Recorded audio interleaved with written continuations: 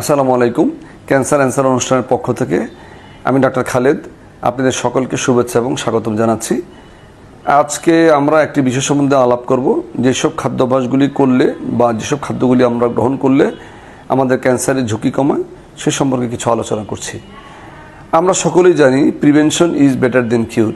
তাই ক্যান্সারের ঝুঁকি আমরা কমাতে যদি চাই তাহলে আমাদের সবচেয়ে ভালো উপায় হচ্ছে পুষ্টিগুণ সম্পন্ন খাদ্য গ্রহণ করা এবং সচেতন খাদ্যাভ্যাস গড়ে তোলা। তাই আসুন আমরা আমাদের প্রতিদিন খাবারে নিম্নোক্ত খাবারগুলো অন্তর্ভুক্ত করে সুস্বাস্থ্যের অধিকারী হই এবং আমাদের ক্যান্সারের ঝুঁকির যে প্রবণতা তা কমানোর চেষ্টা করে থাকি। যেসব খাদ্যগুলি আমাদের খেতে হবে, আমাদের সচরাচর যেসব শাকসবজি বা ফলমূলগুলি আমাদের অ্যাভেলেবেল আছে তার মধ্যে হচ্ছে ফুলকপি, বাঁধাকপি, ব্রোকলি সহ অন্যান্য ক্রুসিফেরাস জাতীয় যে সবজিগুলি আছে তা আমাদের খাদ্য তালিকায় অন্তর্ভুক্ত করতে হবে। কারণ এইসব সবজিতে সালফোফোরাফেন এবং ইন্ডোলনা এর মতো যৌগ থাকে যা ক্যান্সারের ঝুঁকি কমাতে সাহায্য করে থাকে।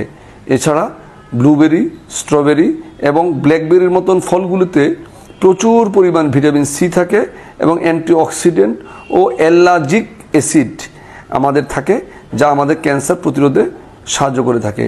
এছাড়াও টমেটো আমাদের একটি শীতকালীন সবজি যাতে লাইকোপিন নামক শক্তিশালী অ্যান্টিঅক্সিডেন্ট থাকে যা ক্যান্সারের ঝুঁকি কমাতে সাহায্য করে থাকে।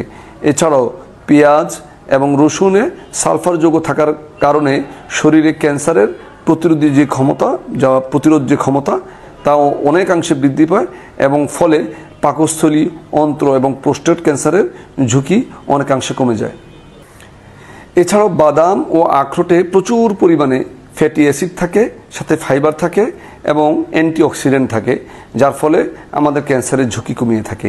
চিয়া বীজ, তিসির বীজ ও অন্যান্য বীজ লিগনান নামক একটি পদার্থ থাকে এবং এটা সমৃদ্ধ হওয়ার কারণে হরমোন সম্পর্কিত যেসব ক্যান্সার আমাদের শরীরে থাকে তা প্রতিরোধে সাহায্য করে থাকে।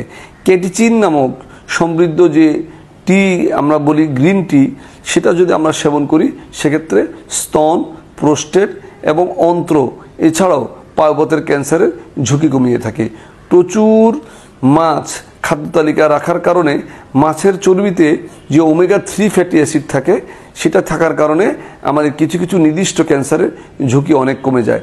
বাদামি চাল, ঢেঁকি দিয়ে ছাটা আমরা যে চালটা খাই যদি সেই চালটা বেশি খাই, ওটস এবং গমের শস্য দানায় প্রচুর পরিমাণে ফাইবার থাকে যা আমাদের ক্যান্সারের ঝুঁকি কমিয়ে থাকে।